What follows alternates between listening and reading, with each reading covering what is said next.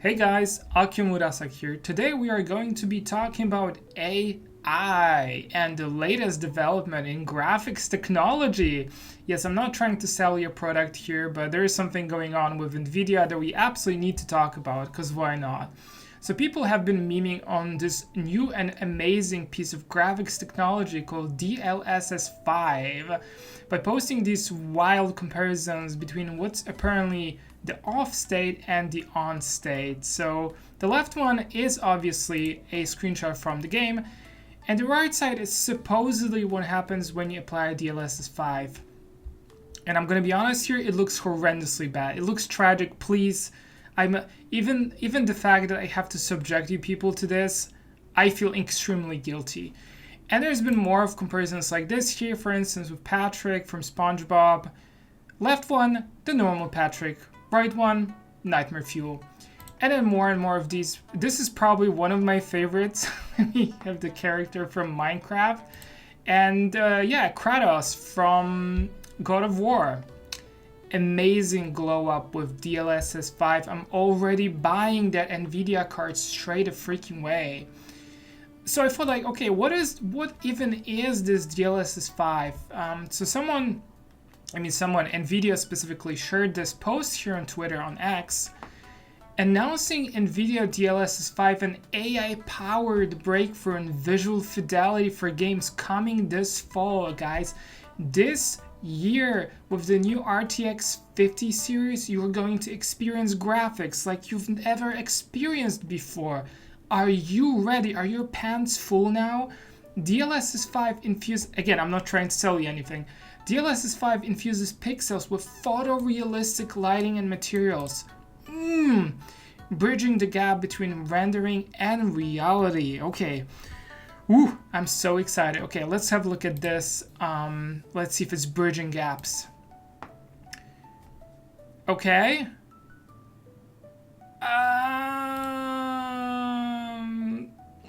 Okay, this, well, I mean, it is AI powered. This literally looks like an AI filter. Okay, let's see the next one. Oh my god. Also, the morphing artifacts. What? Oh my, what the hell? This is, okay, so this is, okay, so this is Leon. He's hot, no? This is a Leon without DLSS5.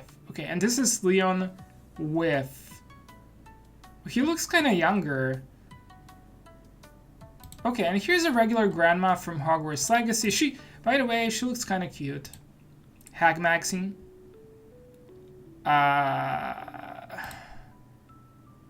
What the, this, her face, the entire thing looks like AI.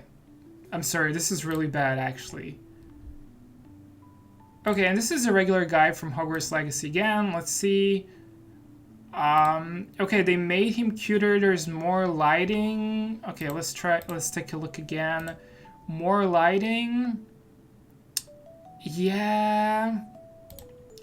Okay, so that wasn't so bad, actually. That wasn't too bad. And here we have Starfield. Starfield, by the way, this is really good graphics already. And let's see with... This does not look half bad, I have to say. What about this? Oh, no, this is absolutely horrible. First, now they look way too real. Second, what is happening with the lighting on their faces? This is absolutely horrendous. Like, look at this guy's hat here on the left. Jesus Christ. No. No, this is such a no-go for me. Okay, let's see here. Okay. Okay, this is not half bad, although his face kind of looks like, very unfortunate shot. His face kind of looks like it's glued to him. Oh wait, no, this is with. Okay. Yeah. No. This is really hitting Uncanny Valley for me. I am not absolutely buying this. And when people started sharing some of these shots here, it's actually very fascinating. Whenever there's like a new piece of graphics tech, you have people like literally glazing the hell out of companies, which is for me something completely non-understandable. I will never understand why people just jump like, oh my god, this is so cool, look at this. I understand, you're excited, but like, can you not tell that this actually looks like shit? Like, look at this guy. This looks like late Robbie Williams, in a way. And so apparently, yeah, so this is this is the Oblivion remake, okay? This is a Wood Elf from the Oblivion remake. And his entire face, there's like hyper detailed. And here, yeah, like super photorealistic. But I am just not really buying it. Okay, let's see another comparison here. Yeah, this one's okay. So here, for instance, the fabric, the material on the clothing, this looks pretty decent. But his face looks way too photorealistic. Like, way too much. Like, way hardcore overdone. And it's also, if you look at it, it's literally not the same character, you know? It's literally not the same character. And there was something that someone brought up recently that I found to be incredibly accurate, was that when you look at the original and then you look at what has been done to the character, this is no longer the same character. Like, we're now going from everything looking very, very similar with Unreal Engine 5 to suddenly all of the characters having the exact same super kind of washed out and hyper realistic look.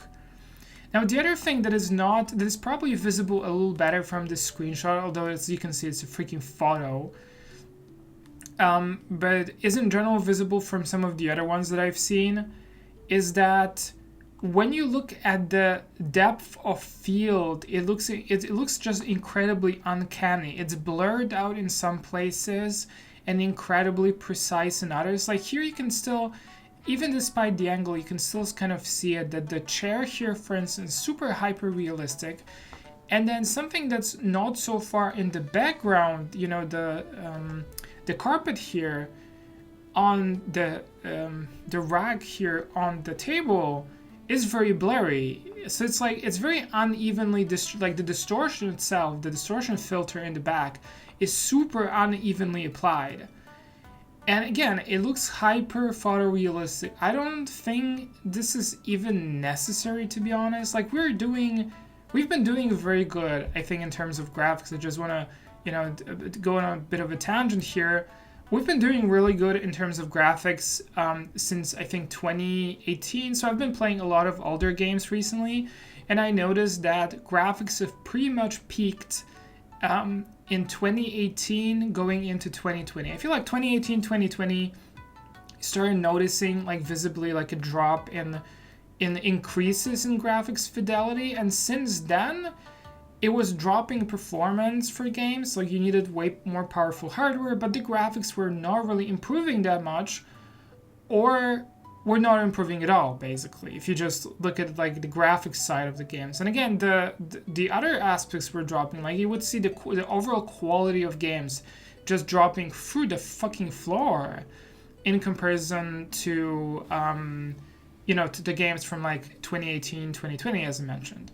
So I don't think this is really necessary. I don't think people really need this. And I'm gonna be honest, this looks like super uncanny.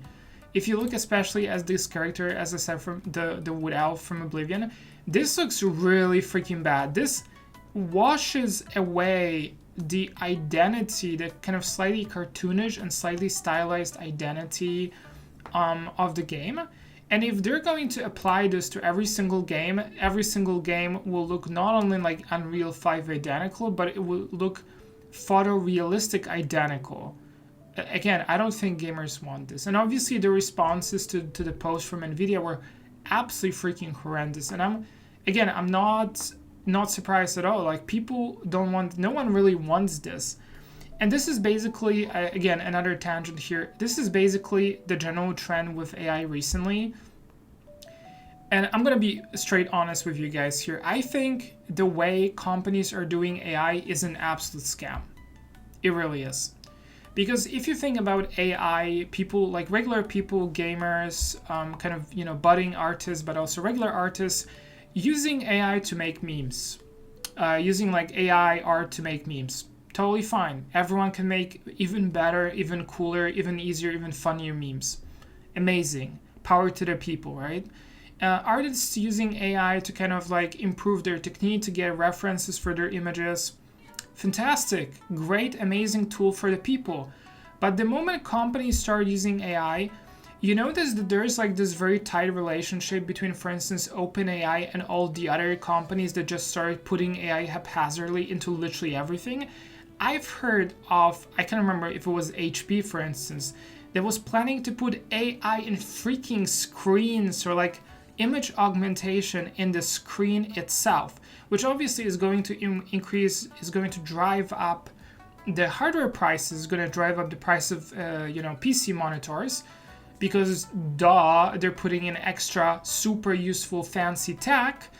But in the end, it's kind of just justifying the overall not really necessity of the stuff that OpenAI does, because the reality with, for instance, AI and the way OpenAI does AI and other AI companies that are generating like infinite human intelligence via large language models, via LLMs, these things have peaked in terms of knowledge accuracy.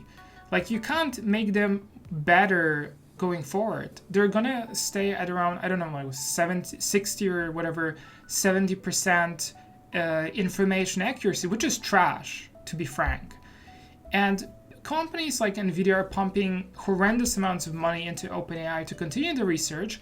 And again, as like a justification of the usefulness, they're just sticking AI into literally everything nowadays, which then ends up with DLSS5. And I've also looked a little bit into DLSS, the history of DLSS itself. If you guys are not familiar what it is, it's a deep learning super sampling setup for upscaling images, upscaling the rendered image. And the general idea is that you first generate a lower resolution image, and then you basically upscale it. But you don't upscale it the way it was done in the past with like linear, purely mathematical algorithms, but you basically upscale it with a pre-trained deep learning model that has been trained in, like, depending on the iteration of DLSS, has been trained on like a number of frames in the past, on models of like motion models, like motion vector data, for instance. And it has to be pre-trained on every single game separately. It like the models you need like a dedicated model for every single game.